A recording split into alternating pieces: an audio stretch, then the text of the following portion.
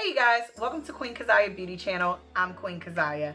This is my very first YouTube video, and here on this channel we'll be doing everything from beauty, skincare, hair, makeup, lifestyle, travel. So I recently just came back from an amazing trip to Nigeria, and I have an entire vlog that I want to share with you guys. But in this first part of the video, I definitely want to share with you guys just some information, some really crucial information that I definitely had to learn on the way, especially during this whole pandemic and everything like that. It was actually quite a bit to get done, and I just want to share those tips and tricks with you guys. So if that's something that you're interested in, stay tuned. So the first thing I wanted to talk to you guys about traveling to Nigeria. There are 4 locations here in the US, and those locations are the LA office, the New York office, the the Atlanta office, and the Washington DC office. The LA office is currently closed, unfortunately. So if you live on that side of the world, I mean, you know, that side of the country, gotta make provisions. But for the rest of us, all the other offices are indeed open. The closest one to me, because I live in Philadelphia, my closest office would have been the DC location, which just so happens to not directly be in DC, but it's just 30 minutes outside of it in Maryland. So I had to do the entire visa application online, and it was a little bit of a learning curve because they want certain proportions for your passport photo and all this stuff. So it took a little bit longer the first time, and it did keep booting me out, and then I had to start the application process over. It was actually a bit frustrating, but once I got the hang of exactly what to do, and I just kind of Googled any pieces of information that I wasn't really sure about, I just went on ahead and filled out the application, which only took about 25 minutes once you knew what you was doing. Now, after I finished the visa application, what I had to do is then make sure that I paid the fee, which is $160 for the visa. Once that process was done, I then had to set and make an appointment to go to the DC office to drop off that stuff. Mine was considered to be an impromptu appointment. Like, I didn't actually have an appointment, which was whatever. Anyway, I then had to pay an additional $50. So just be super duper aware of that, because you know, they charge for everything. I don't care who it is, they charge. So you definitely just want to make sure that, you know, you crossing all your T's and dotting all your I's. It's, you know, once you know what you're doing, it's really an okay process. So once you've made your appointment, you head to the office. You will then make sure that you have all of your receipts and everything like that. The area where you're going to be traveling to. I know that that's like, you know, for some people that are just wanting to visit, my questioning was kind of like, well, what if I was just visiting? Like, you know, what if I just wanted to go to Nigeria just because, you know, where the heck would I say, you know, who invited me or whatever? Nobody invited me.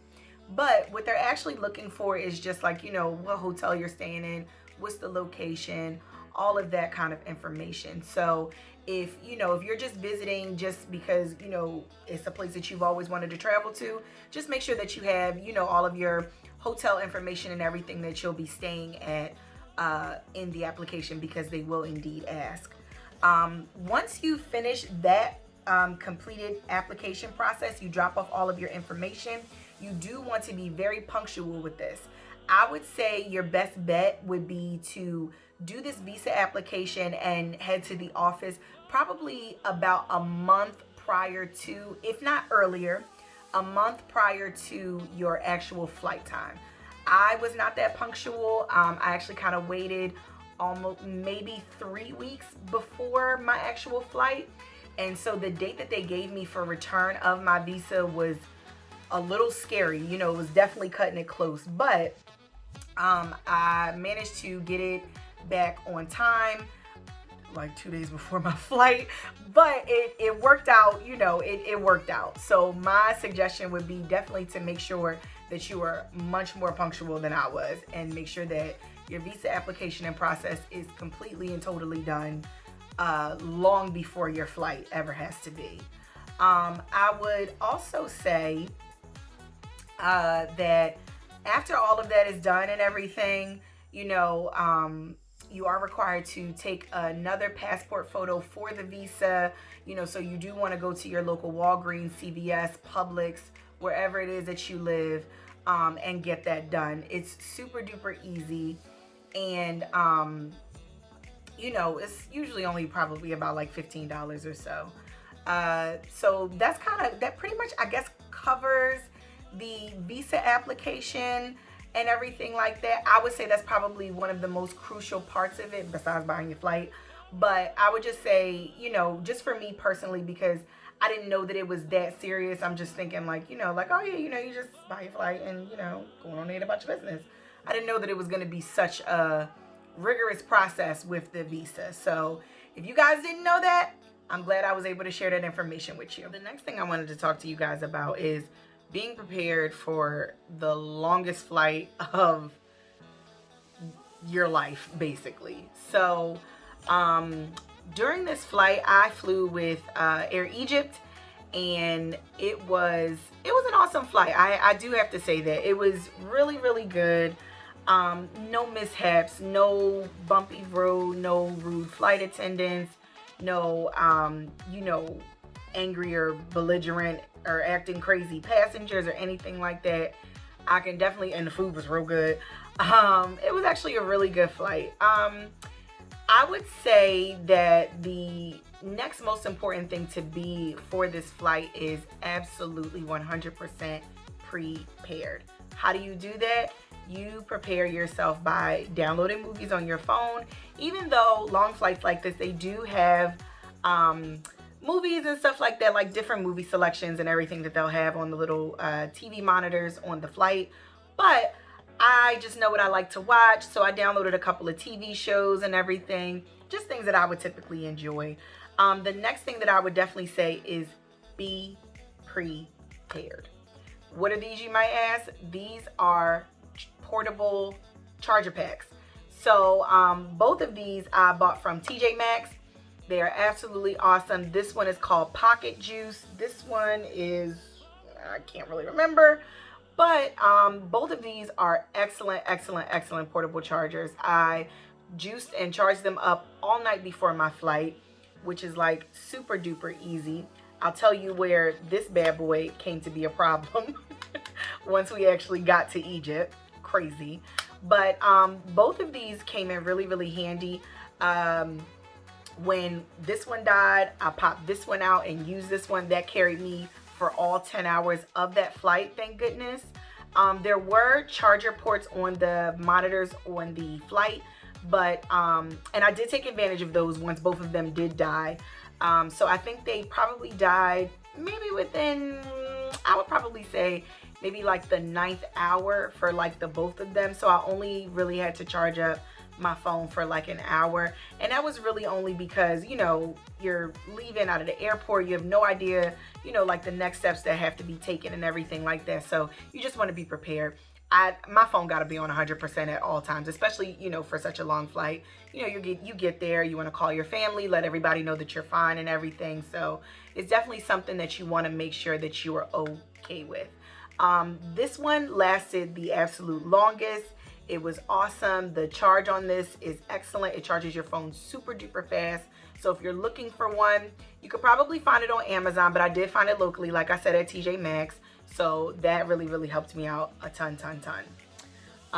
This one lasted really, really long as well. This one's a slightly heavier one, smaller, so it didn't hold as long of a charge, but it was still really, really good. So I would definitely encourage you to get whatever one you find that, you know, works really, really good for you, but these are just the ones that worked out for me.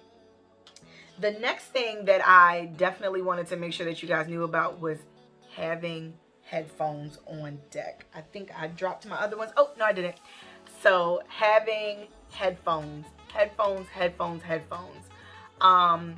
Again, they do provide you with that sort of thing on the flight, but you just want to make sure that you are completely and totally prepared. I have 2 pairs of Bluetooth headphones, both which I told you that I definitely did make sure were completely and totally charged. I just was making sure that I was completely and totally prepared. I think it took maybe about 6 hours for these little dudes to, to die on me, in their little charger pack, these little bad boys. And then these ones carry me the rest of the way. I am always 100% prepared for any kind of scenario where I got to be somewhere for a long time. So those are just some of the things that definitely majorly helped me out during that flight. So I would definitely just say to just be prepared, get comfortable, download your favorite TV shows and movies, and take some melatonin with you because you're gonna need some rest. So once we actually got to Cairo, I guess I kind of figured that it would be a problem. Like, I had purchased something in the past where it was not the American charger ports, like that we're used to and everything. So I kind of freaked out a little bit. I was like, oh my God, I forgot. What do I do? Blah, blah, blah. But fortunately enough, the hotel that we stayed in, which by the way, if you fly Air Egypt and you are traveling to Nigeria, it's actually really cool because during that 20-hour layover that we had, we actually stayed in Cairo, which gave us some opportunity to do a couple of touristy things, which you guys will see in the vlog. I did get the opportunity to vlog just a little bit of it. I was just so fascinated by everything. I was kind of just like, taking all of the scenery and just being in Africa. I was in Africa, so it was just amazing. Like, everything about it was just like, wow, my goodness.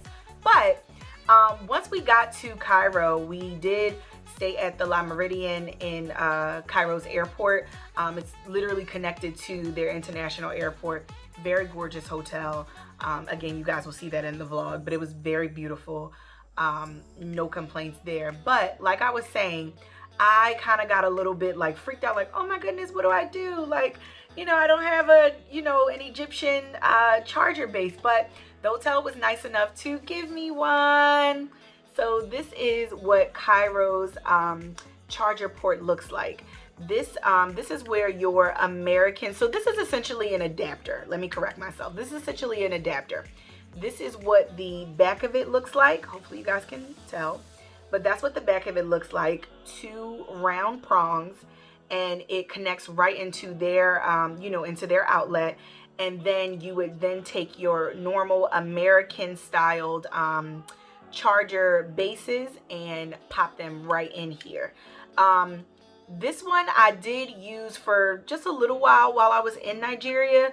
It only fits some of them, and it was kind of pushing it, like I was kind of forcing it in there, so don't be like me, be better than me. But this is what I used while I was in Egypt. It definitely worked out, so I would definitely recommend getting one of these before you go, or when you get there, just make sure you find someone that's nice enough. So closing about Egypt, the next one I want to talk to you guys about, meaning charger bases and everything, is the one that you'll be needing in Nigeria, which is where you'll be spending most of your time. You'll need this bad boy. This is how it differs from the normal American outlets. You see? 3 prongs, both flat, and then this one is not flat. So this one I had, and this one had 2 USB ports on it, which was good to be able to charge up my portable chargers as well as my phone and my headphones and everything else that I had bought with me. This bad boy came in handy majorly. The other key point that I wanted to make, maybe 5 days, my phone did not work on no Wi-Fi. And unfortunately, the hotel that we stayed in, their Wi-Fi was not working. So I was out of luck. I couldn't get on, social media. I couldn't call my mom. I couldn't, get in contact with friends or whatever. But luckily, I was with a pretty big group of girls. So, we all were close and, stayed together. But that is not good. And it wasn't until like day 5 that I figured out, because I have a 5G phone, And so, you know, those are not as popular and everything like that right now, which is fine. But, you know, when you're in another country, you know, they don't have 5G coverage, which is completely and totally fine. But what you had to do, what I had to do on my phone, I had to lower my coverage that I was getting so that it could connect to a tower. So I went from 5G coverage to, I think, 4G coverage. And once I figured that part out, I was completely and totally fine. I was able to use my phone, and I was also able to get on the internet. It was working slow as hell, but, you know, I managed to be able to use it, which was totally fine. You know, just as long as I was able to use my phone. So those are just a couple of things that I just wanted to cover with you guys, just about, you know, the visa application process, the, you know, what kind of what kind of charger ports and everything like that you'll be wanting to use on these flights when you're in other countries and stuff. And that goes for any country. You always want to make sure you know exactly what you're getting into, because, you know, it's so many bases to cover when you're traveling that far. And, you know, you just always want to make sure that you're safe, happy, and healthy. And speaking of healthy, that was the next thing I wanted to talk to you guys about. COVID, pandemic. So, to be able to get on any of these flights, I had to take my COVID test about 2 to 3 days, 3 days before my actual flight. It could not be more than, I think they said, like 92 hours prior to your flight date. I did have to provide valid information for that COVID test. And once we got into Cairo, it took us about an hour to be able to leave the airport after we had provided our validated COVID test, so that they could be verified that everyone aboard the flight was indeed negative.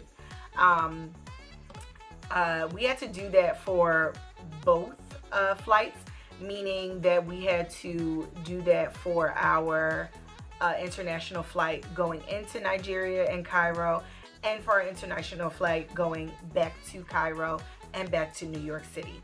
So we did have to take a COVID test in Nigeria before we left, and we had to do that 72 hours, and we were not allowed to board the flight unless we were able to provide that information.